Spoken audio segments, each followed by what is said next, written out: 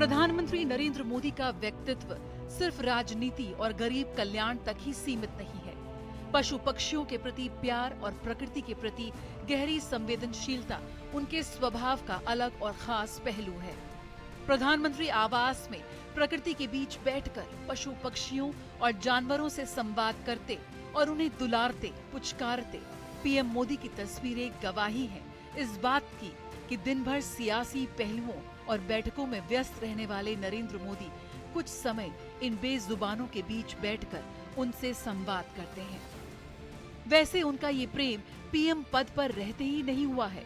इससे पहले लंबे समय से वो इन पर अपना प्यार दुलार लुटाते रहे हैं।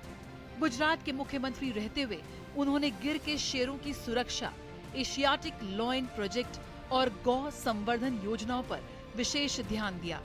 प्रधानमंत्री बनने के बाद भी उनका ये लगाव लगातार नजर आता है।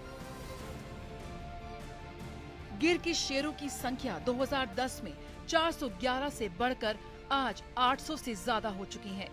गौ संवर्धन योजनाएं और गौ सेवकों के लिए कर्मयोगी पेंशन योजना, veterinary health care, mobile clinic और अस्पतालों की शुरुआत। मोदी जी का पशु प्रेम केवल भावनात्मक नहीं बल्कि व्यवहारिक भी है।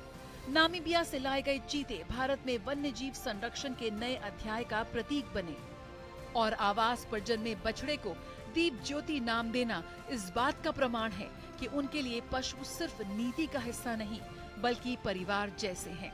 इन प्रयासों ने पशुओं की सुरक्षा के साथ साथ ग्रामीण अर्थव्यवस्था को भी मजबूती दी है। प्रधानमंत्री मोदी जी का पशु प्रेम सबको पता है।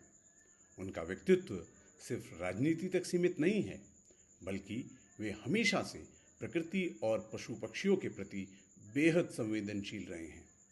नामीबिया से चीतों का भारत लाना, शेरों की सुरक्षा करना और बाघों की संख्या में संतुलन बनाए रखना, इन सब में उनका योगदान बहुत ही खास है। प्रधानमंत्री नरेंद्र मोदी का पशुओं के प्रति लगाव ये दिखलाता है कि वन्य जीव संरक्षण सिर्फ नीति नहीं बल्कि राष्ट्रीय संकल्प है। प्रधानमंत्री मोदी का समर्पण आने वाली पीढ़ियों के लिए प्रकृति और वन्य धरोहर को सुरक्षित रखने का भरोसा देता है।